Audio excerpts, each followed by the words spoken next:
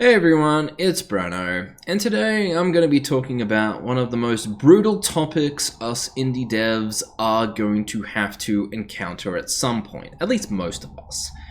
So, it's going to be about what happens when your taste in gaming isn't commercially viable.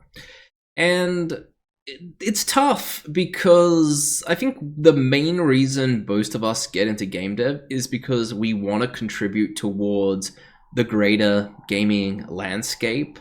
Sort of, we hope to be able to shift gaming culture more towards our taste of games, and so that we can have more games that we ourselves can enjoy.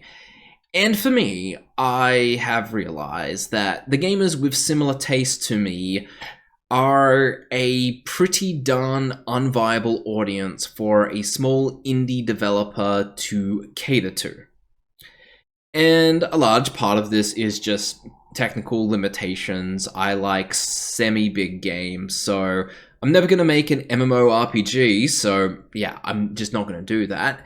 And if I was going to look at RTS, like, I could technically make it, but it would either be too simple for my personal taste, or it would stretch me to my absolute limits and take me a decade to finish. So the technical limitations are the big one, but what if they weren't? Like, let's say I did it and everything during the development process went as well as it possibly could. Would I still even want to buy my own game? And this is where I've had to critically look at the audience of gamers that I share my tastes with. And what I've realized very quickly is that my favorite games are still being played by the same people 10 to 30 years later. And what this means is that if I cannot create an experience that completely surpasses a particular game, I will struggle to get any traction on my game. Because once people spend like 5 years playing a game, it's no longer really a game. It's more of an identity. And when you're trying to cater to these people and ask them to play your games, you're asking them to give up part of their identity.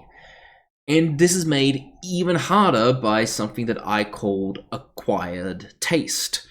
So what is acquired taste? Well, when you play a game for long enough, you will eventually overcome its flaws, and you will feel great pride in your mastery of the game. Taking RTS as an example, there are many games which limit the amount of units you can select at a time. Mechanics like these are poisonous to new players, but veterans love it because they spent the time to get good at working with control groups and such. And what ends up happening is that these gamers become very difficult to win over without alienating the casual audience. And while in the past, maybe you could still get the casual audience because there was less games and these games were on the cutting edge, and if you wanted to be like join in on cutting edge gaming culture, you had to play the newest games. That could work, but nowadays it doesn't work. Now, these veterans do exist in pretty sizable numbers, but they are spread across many different games that are basically a black hole of free time for them, and they don't necessarily have the interest in trying anything new. So unless you are planning on making the new best game in the genre, and if you think you can reach that, then absolutely go ahead. But if you are unsure about it, I think you need to move on to audiences that are hungry for newer experiences. And this is where you're going to have to adapt to the modern gaming landscape. Yes, we really have to do that. It's an awful way to describe it, but the modern gaming landscape is a real thing.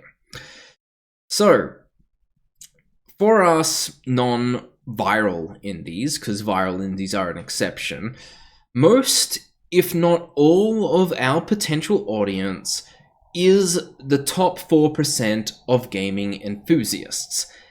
And you are going to have to adjust your taste to cater to them.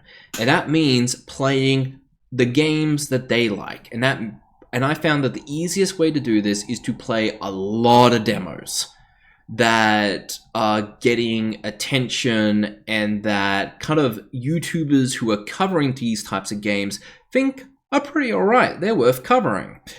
So you do that for a while, and you should eventually find a new genre or a new hot style of game that actually resonates with you.